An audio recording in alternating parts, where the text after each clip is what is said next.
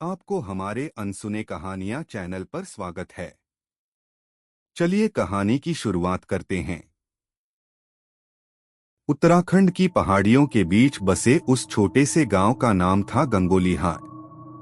गांव छोटा था, लेकिन इसके आसपास का जंगल असीम और अनंत। यह जंगल सदियों से लोगों के लिए रहस्य और खौफ का पर्याय रहा है। बुजुर्गों के मुताबिक इस जंगल में कुछ ऐसा छुपा है जिसे समझ पाना किसी इंसान के बस की बात नहीं। लोग यहाँ तक कहते थे कि जंगल की गहराई में कदम रखते ही आपको ऐसा लगता है जैसे कोई अनजानी शक्ति आपके पीछे लगी है।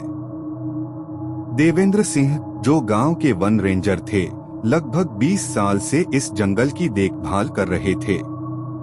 उन्हें इस जंगल का चप्पा चप्पा पता था, लेकिन फिर भी उनके दिल में एक अनजाना सा डर हमेशा बना रहता था। इस जंगल में कई अजीब घटनाएं हो चुकी थीं, लेकिन कुछ ही लोग जानते थे कि इन घटनाओं के पीछे असल में क्या था।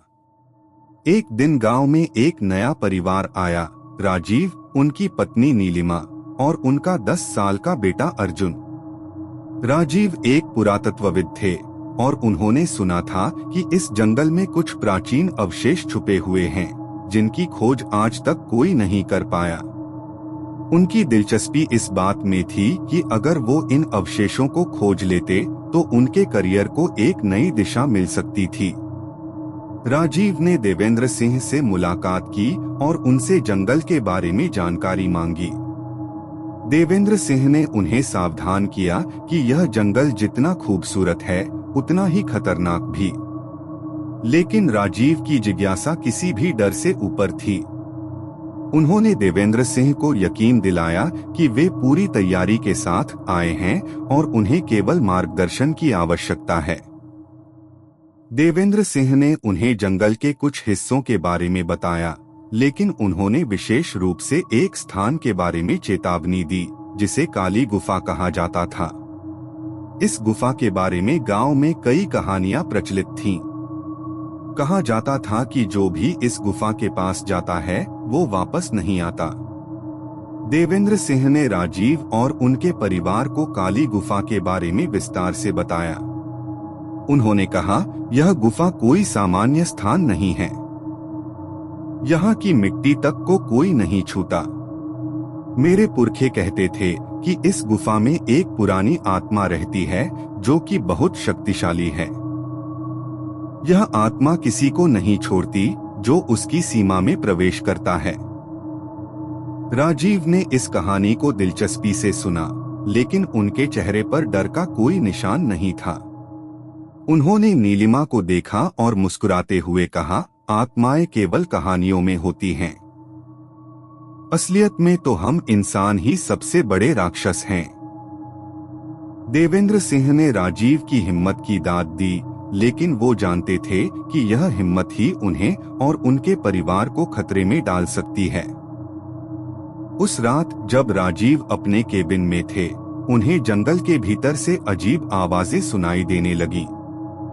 वे आवाजें इतनी अस्पष्ट थीं कि वो यह तय नहीं कर पा रहे थे कि यह उनकी कल्पना है या वास्तविकता।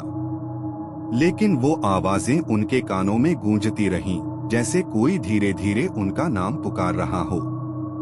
नीलिमा और अर्जुन गहरी नींद में थे, लेकिन राजीव की नींद उचट गई थी। उन्होंने तय किया कि वो अकेले जंगल में जाएंगे और पता लगाएंगे कि यह आवाजें कहां से आ रही हैं।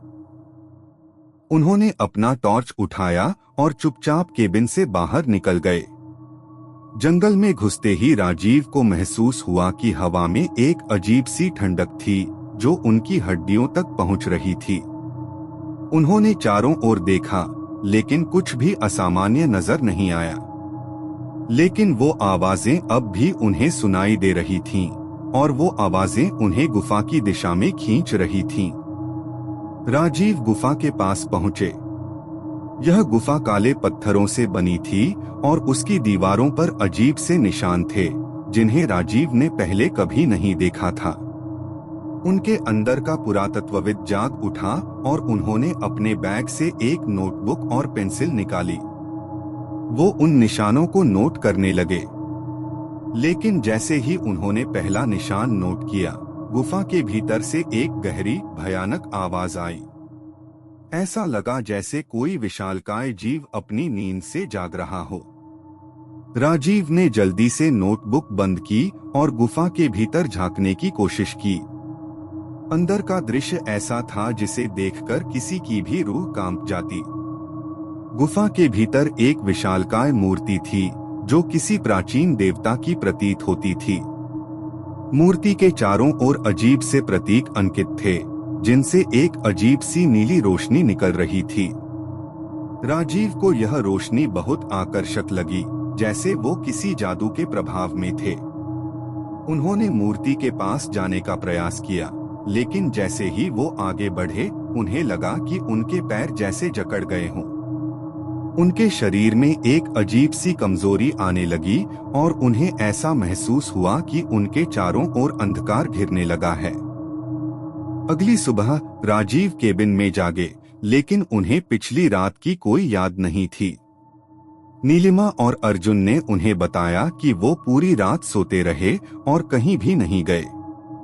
राजीव को यह सुनकर हैरानी हुई, लेकिन उन्होंने सोचा कि शायद उन्होंने सब कुछ सपने में देखा होगा। हालांकि राजीव का मन इस बात को मानने को तैयार नहीं था। उन्होंने अपनी नोटबुक देखी और उसमें कुछ अजीब से निशान पाए, जिन्हें उन्होंने पिछली रात लिखा था।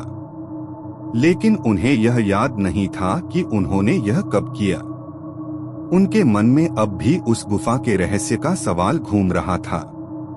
क्या वो सब कुछ उनका भ्रम था या कुछ और? उन्होंने तय किया कि वो वापस जाएंगे और इस बार गुफा के भीतर जाकर पूरा सच जानेंगे। राजीव ने नीलिमा और अर्जुन को साथ लिया और देवेंद्र सिंह से कहा कि वो काली गुफा के पास जाना चाहते हैं। देवेंद्र सिंह ने उन्हें मना किया, लेकिन राजीव की जिद के सामने उन्होंने हार मान ली। उन्होंने उन्हें जंगल के उस हिस्से के लिए सावधान रहने की सलाह दी।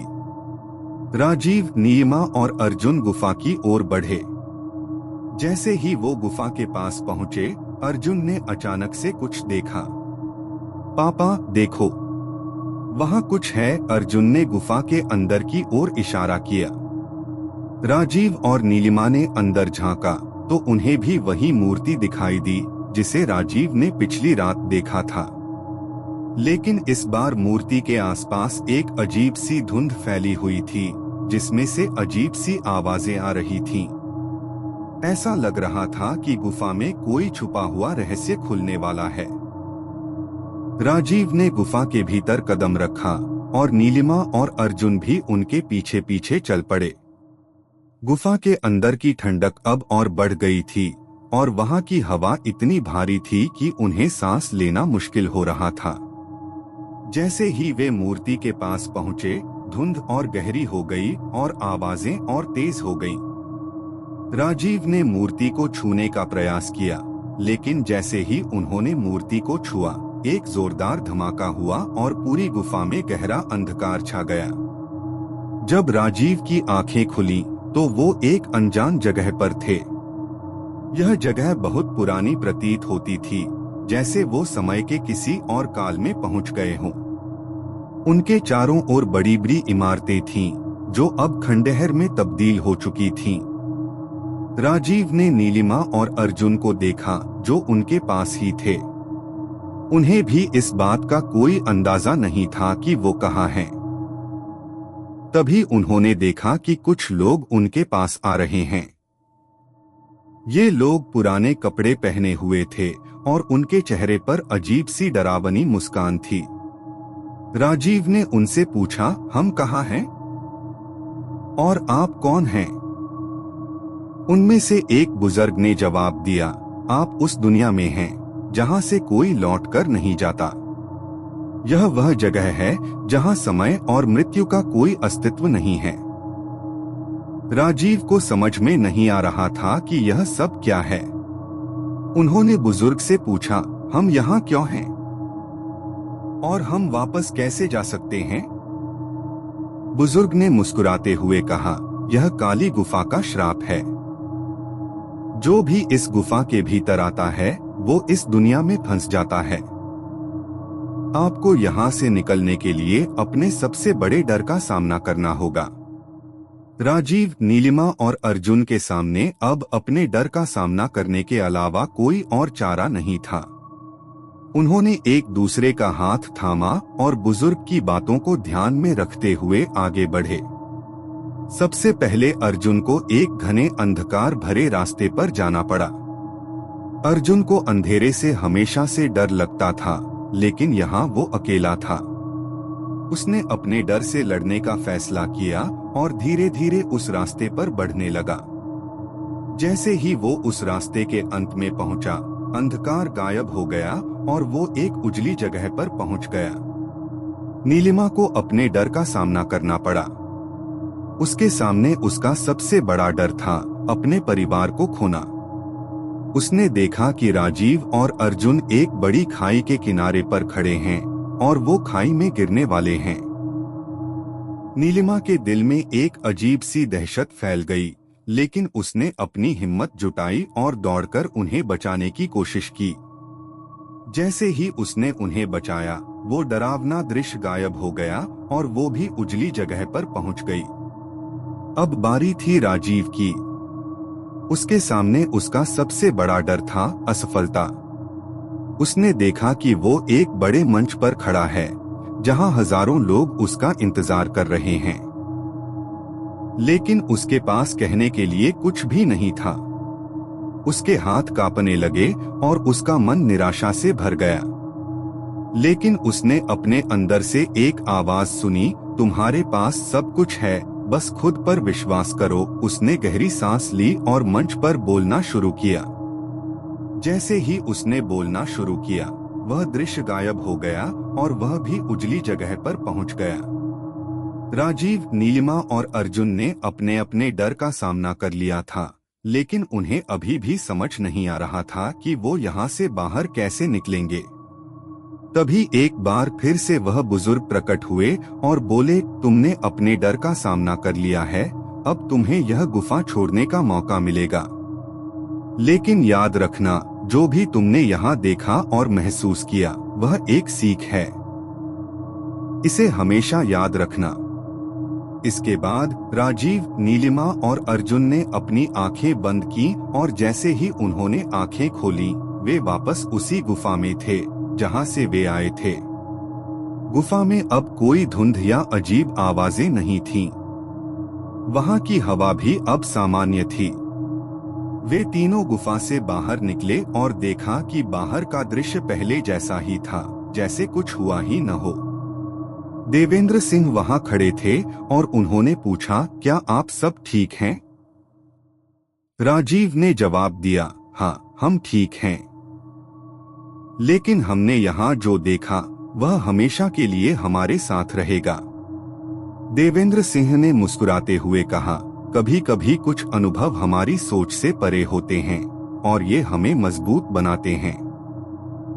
इस घटना के बाद राजीव ने पुरातत्व विभाग को इस गुफा के बारे में सूचित किया और गुफा को हमेशा के लिए बंद कर दिया गया। लेकिन राजीव के मन में अब भी उस गुफा का रहस्य बना हुआ था।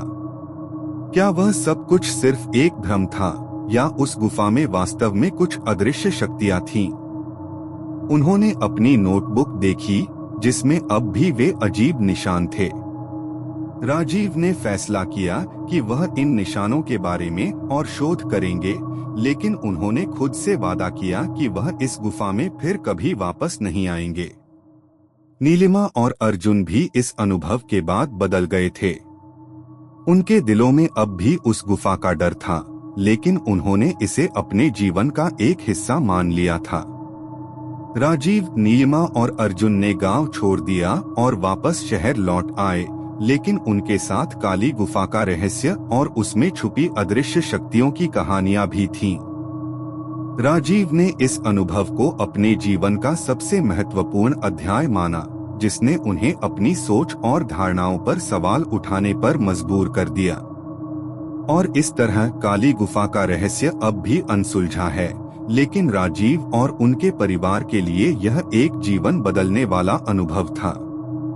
जंगल अब भी वहीं खड़ा है, अपनी अदृश्य शक्तियों और रहस्यों के साथ, लेकिन शायद अब कोई वहां जाकर उन रहस्यों को छूने की हिम्मत नहीं करेगा।